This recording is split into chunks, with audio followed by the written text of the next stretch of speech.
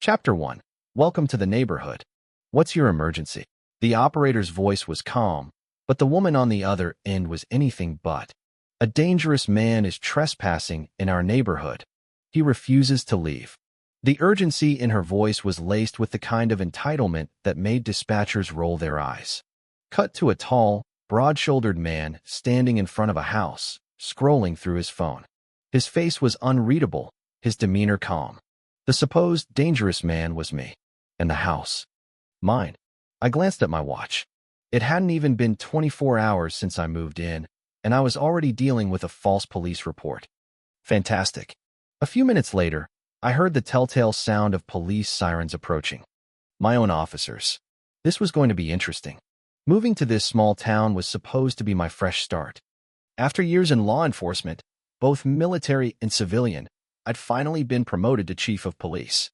The town was quiet, crime rates were low, and the biggest problems I expected to deal with were traffic disputes and the occasional drunk at the local bar. What I didn't expect: an overzealous HOA that acted like they were the real law. I had barely started unpacking when I met her. She arrived unannounced, a woman in her late 50s, short but commanding, marching up my driveway as she owned it. She didn't introduce herself at first, just stood there, arms crossed, scanning me like a security camera. I gave her a nod. "Can I help you?" She scoffed. "You're new here, aren't you?" I set the box I was holding down. "Just moved in." "That explains it." She pulled out a clipboard and clicked her pin. "I'm Karen, HOA president." "Oh, that explained it." She tilted her head, looking at my plain, undecorated yard like it was a personal insult. "You didn't get approval from the HOA before moving in." I frowned. "I bought the house. Why would I need approval?" She exhaled dramatically as if she were dealing with a slow child. "Because we have rules here. We maintain a certain standard. We need to ensure you meet our neighborhood expectations." "Right." I kept my face neutral. "Well, I'm not renting. I own the property, so I don't really need permission." Karen's nostrils flared.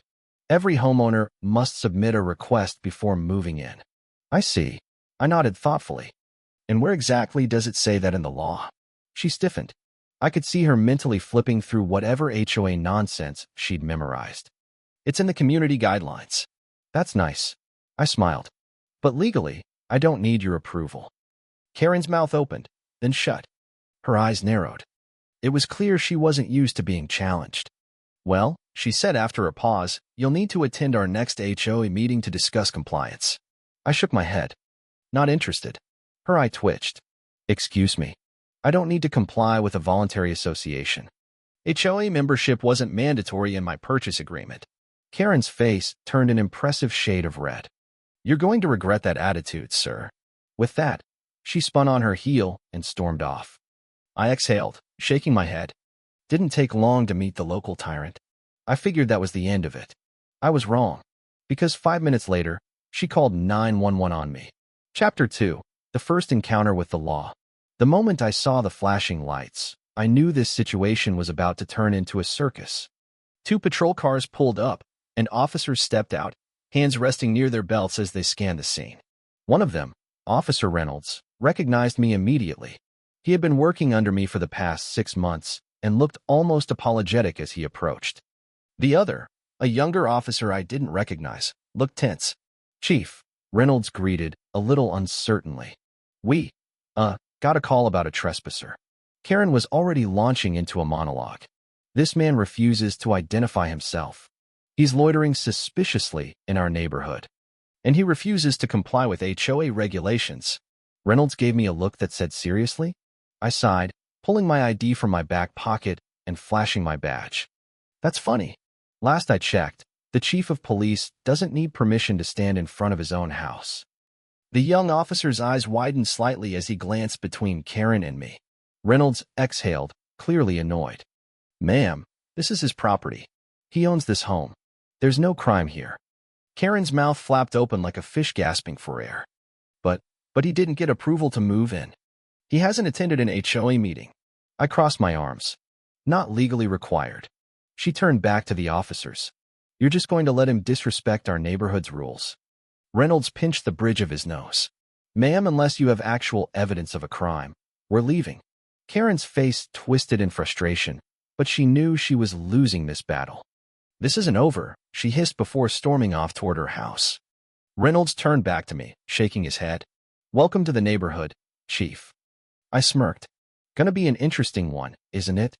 Chapter 3. The HOA's next move. If I thought Karen was going to give up, I underestimated her level of pettiness. The next morning, I woke up to a bright red flyer taped to my front door. Notice of violation. Your property has been found in noncompliance with HOA standards. Immediate corrective action is required. Please attend the next HOA meeting for resolution. I chuckled as I crumpled the flyer in my hand. That woman just didn't know when to quit. Later that day, I saw her lurking near the end of my driveway, clipboard in hand, watching me like a hawk. I decided to have a little fun. I waved. "Morning, Karen. Beautiful day, isn't it?" She pursed her lips. "I hope you take this seriously, sir. Our community has high standards." I leaned against my truck, grinning. "Oh, I do. And as chief of police, I take fraudulent reports very seriously, too." Her face twitched. I didn't file anything fraudulent." I raised an eyebrow. "Calling 911 and lying about a trespasser? That's my ISIS of emergency services. I could fine you for that." Karen stiffened. I was just concerned. I let the moment before finally giving her a nod. "Glad to know you care so much. Now, if you'll excuse me, I have work to do." As I walked inside, I could feel her seething from across the yard. The war had officially begun. Chapter 4. The HOA's last stand. Karen didn't let up. Over the next few weeks, I received one bogus violation after another. First, it was for a failure to maintain lawn standards. Then, excessive noise violations, for nothing more than my dog barking at the mailman. Finally, she tried the classic improperly parked vehicle tactic. I ignored every single one. But then, she made a mistake. One evening, I came home to find a tow truck hooked up to my truck. Karen stood there, arms crossed, watching smugly. "Unregistered vehicle," she declared. I pulled out my phone, recording as I walked up to the tow driver. "You got paperwork? Court order? Police authorization?" The driver hesitated. The HOA called us. They said it was abandoned." I smirked. "It's my truck, and I'm the chief of police. You touch it, and you'll be explaining yourself to a judge." Karen paled as the tow truck driver quickly unhooked my vehicle and drove off. "This is harassment," I told her. "And I've got every bit of it recorded. You're done." Chapter 5. Taking down the HOA. With months of evidence, I took Karen and her HOA goons to court. And I didn't do it alone. Turns out, plenty of other homeowners had been targeted over the years.